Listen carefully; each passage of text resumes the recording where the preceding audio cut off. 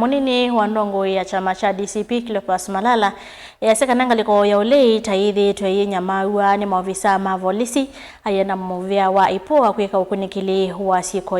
Malala aneena kavindani kala waikiithya kusyokethya kwa ndongoi ya chama cha DCP Rigathi Gachagua muthenyani waone boni motesya na maovo.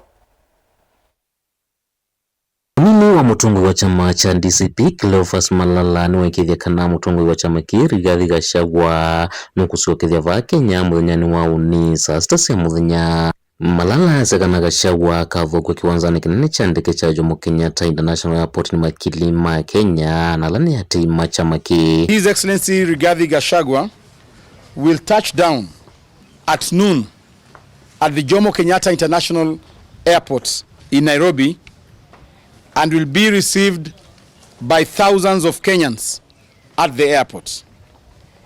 In the event that his plane gets diverted to either Kisumu or Mombasa, he will still be received by our supporters in those respective cities, and we have made adequate plans and alternative logistics.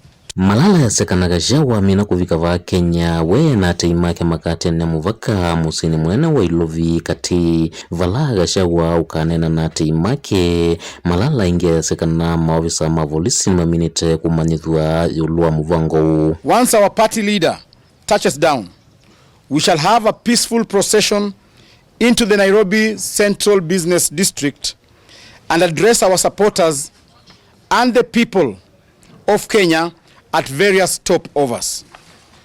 We have advised the National Police Service through various OCS accordingly and given a copy of the advisory to the Independent Police Oversight Authority. Onuwevo Malala ni wanyungunika muno kumana kilao kwa singaliko ya ulei yithiitwe muno ni maovisaa ma volisi va Kenya aikule muvea wiyungamite wa kwika ukunikili ulwa methukumile ya maovisaa ma volisi ya ipoa ukunikila syiko yithiitwe ni maovisaa ya. To the Independent Police Oversight Authority, you are aware that the opposition has been a major victim of police brutality across the country with no action from your end.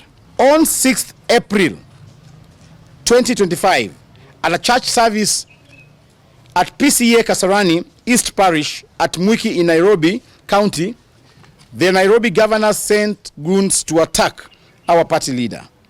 You are also aware that the security agencies have been trailing His Excellency Rigathi Gachagua at home and also in the US, and in particular on 19th of December 2024, a National Intelligence Service officer with a fake car number plate KCR 919U trailed our party leader to Makueni for reasons best known to him and his masters. Mutongoi TV nyeni toboni mutesya.